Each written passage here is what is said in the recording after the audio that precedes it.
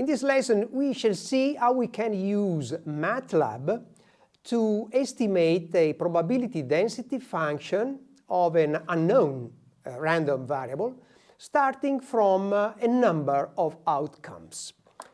First of all, we have to divide our continuous axis into capital M finite intervals delta A. Why that? Because a computer cannot work on continuous variable, it can work only on discrete variable.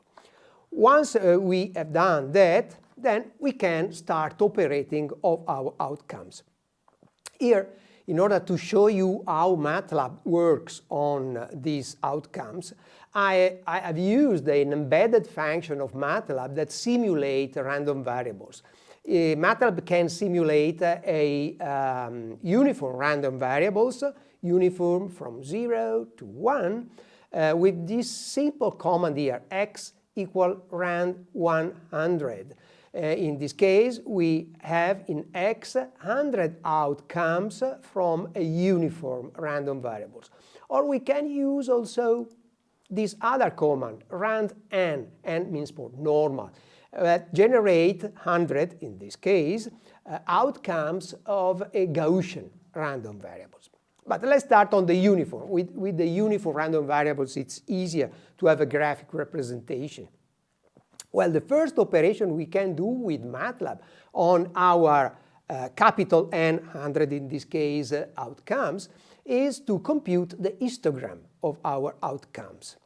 The histogram is computed with this command here, where in H we have the number of outcomes falling into each interval, and in B we have the center of each interval. You see that H, for example, in this case we have just 7 intervals. I use 7, that is a really small number, because I need that small number in order to plot a clear image. Well, in this 7 interval, we have, for example, 14 outcomes, 15, 12, 12, 14, 17, 16. Okay? And in this way, we have generated our histogram, and we can compute also the interval directly from the value of B, just by taking the maximum of B minus the minimum of B, divided it by capital M. This is the number of sample or number of intervals. Then we can plot the histogram. The histogram can be plotted just by using this function here. Bar is a bar plot where we have A. A is the A-axis. The A-axis, you see, is formed in this way.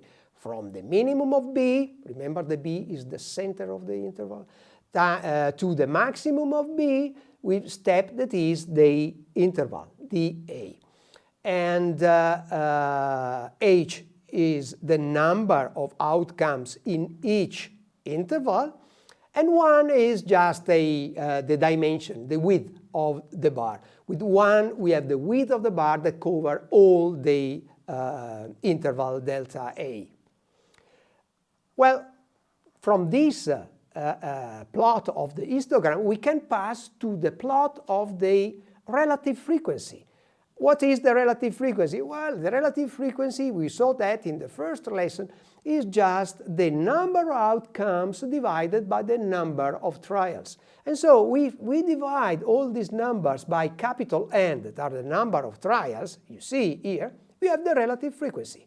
So we pass from this image here, that is the histogram, you see the vertical axis here, from 0 to 20, to this other, we are divided by 100, and so we have the vertical axis going from 0 to 0.2. Then we should pass from the relative frequencies to the probability. How we can pass from the relative frequency to the probability? Well, we have to use a large number of trials. So if we pass from 100 number of trials to 1 million number of trials, you see that we obtain actually the probability that our random variables falls within each interval here. Finally, to pass from the relative frequency to the probability density function, we have to divide this value by the interval delta A. And of course, we have also to increase the number of intervals.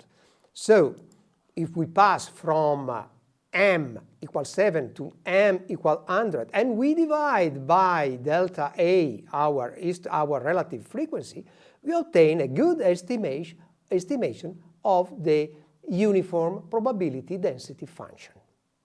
We can repeat exactly the same experiment using the normal random, the Gaussian random variable, and with the same command we have seen before from the uniform, we can get this plot of the Gaussian random variable probability density function. Or, for example, of the Rayleigh. The Rayleigh is obtained, remember the previous lesson, what we said in the previous lesson, is obtained just by taking the square root of the square of the first variable plus the square of the second variable, independent. You see, we have generated two Gaussian independent random variables. Oh, by the way, rand n generates random variable with 0 mean and variance 1. Well, we obtain the Rayleigh probability density function. Or we can generate, instead of Rayleigh, the exponential just by taking out the square root in front of the sum of the square here. So, in conclusion, you have here a Matlab source code that you can use to compute, to estimate your probability density function of an unknown random variable, an unknown process, just by repeating all the commands we have seen before in the simulated example. And here are, for example, the simulation given by Matlab in the Rayleigh case we have used before. But instead of using that simulated data, you can use your own data coming from outside. If you have a number of outcomes from your experiment, if you want to estimate the probability density function of your random variable, you can just use, instead of z, your outcomes, and repeat exactly all the commands you have here. And that are all the commands we have seen in the previous slides.